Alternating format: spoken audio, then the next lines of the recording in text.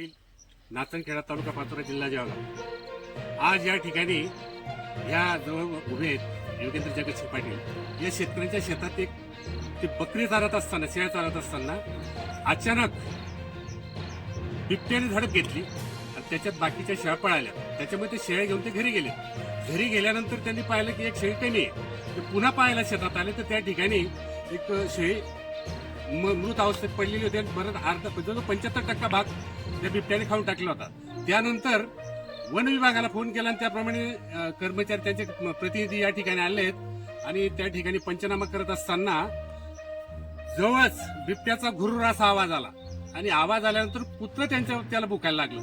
त्यावेळेस या साहेबांनी सांगितलं की आपण बाहेर चला, या ठिकाणी तो 100-150 फुटावर बिबटे इथंच आहे। या ठिकाणी बागमाक्याच्या बाहेर गेलेलं नाही, त्याच्यामुळे आम्ही आता बाहेर आलो आहेत आणि बाहेरून मी हे बाईक देत आहे। आता मी या परिसरातल्या सगळ्या शेतकऱ्यांना विनंती करतो, या परिसरातील गावाच्या आणि आजूबाजूच्या शेतकऱ्यांना की शक्यतोवर एकटं जाऊ नका आणि हातात काहीतरी काठी घ्या, रात्र पहाटे फिरू नका, लहान पोरांना मोकळं सोडू नका।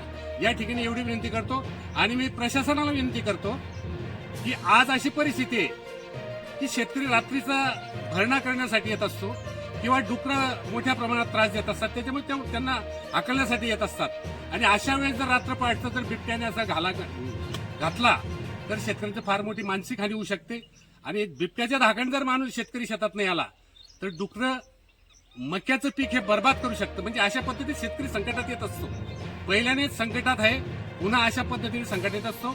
याच्यावर प्रशासनाने योग्य ती कारवाई करावी एवढंच मी प्रशासनाला विनंती करतो। जय जवान जय किसान।